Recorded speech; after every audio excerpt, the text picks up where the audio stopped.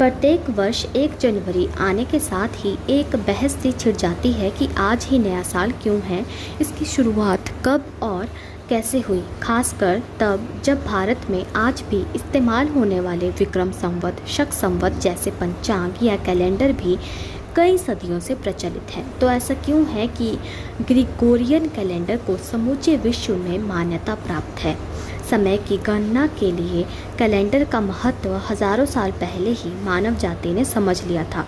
इसलिए सदियों से दुनिया भर में तमाम तरह के कैलेंडर हैं। उनमें नए वर्ष की शुरुआत फरवरी से अप्रैल के मध्य में होती है। वर्तमान में प्रचलित ग्रेगोरियन कैलेंडर की शुरुआत सन 1582 15 अक्टूबर को हुई थी।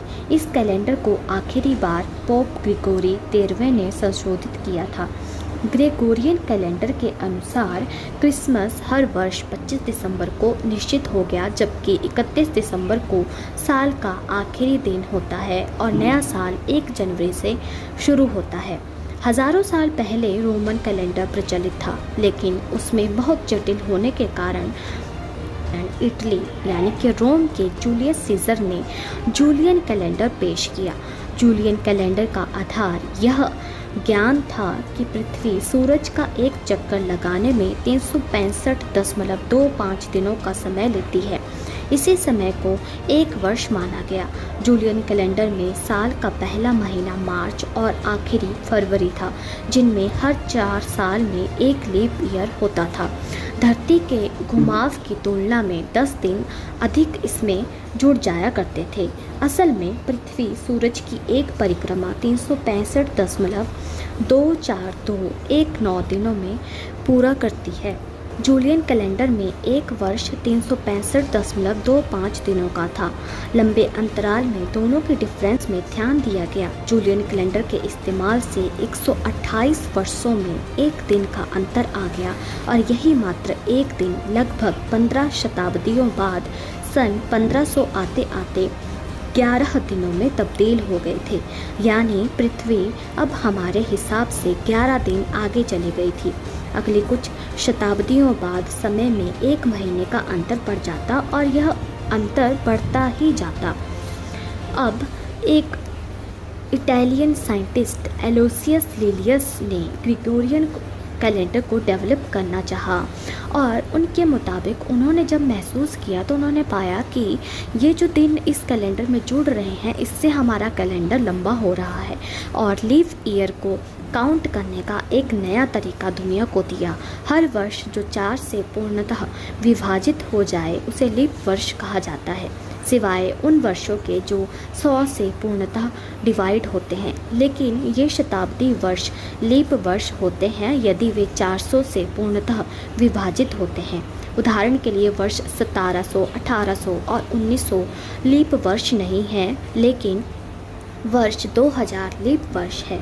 जर्मन गणितज्ञ और खगोल शास्त्री क्रिस्टोफर क्लेवियस ने एलोयसस लिलियस की मृत्यु के बाद ग्रिगोरियन कैलेंडर को संशोधित किया तथा अंतिम सुधार का प्रस्ताव रखा, जिसमें 1582 में रोम के 13वें पॉप ग्रिगोरी ने यह आदेश दिया कि 4 अक्टूबर 1582 के बाद अगला दिन 15 अक्टूबर 1582 होगा।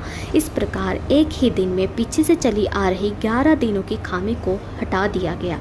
पॉप के नाम पर इस कैलेंडर का नाम रखा गया ग्रिगोरियन कैलेंडर।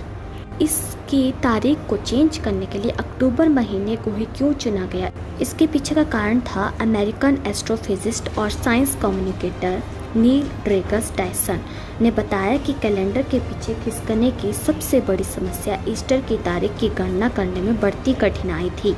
निकेया की परिषद ने 325 में तय किया था कि ईस्टर पहली पूर्णिमा के बाद पड़ने वाले पहले रविवार को मनाया जाएगा। हालांकि बाद में कैलेंडर के पीछे खिसक जाने के कारण ईस्टर की तारीख तय कर पाना काफ़ी मुश्किल होने लगा था। कैलेंडर में सुधार के लिए मध्य युग में पॉप के सामने कई प्रस्ताव पेश किए गए थे। नए कैलेंडर को लागू करने का सबसे अवास्तविक हिस्सा अक्टूबर 1582 में आया, जब वर्नर एक्विनवॉक्स को 11 मार्च से 21 मार्च करने के लिए कैलेंडर से 10 दिन हटा दिए गए।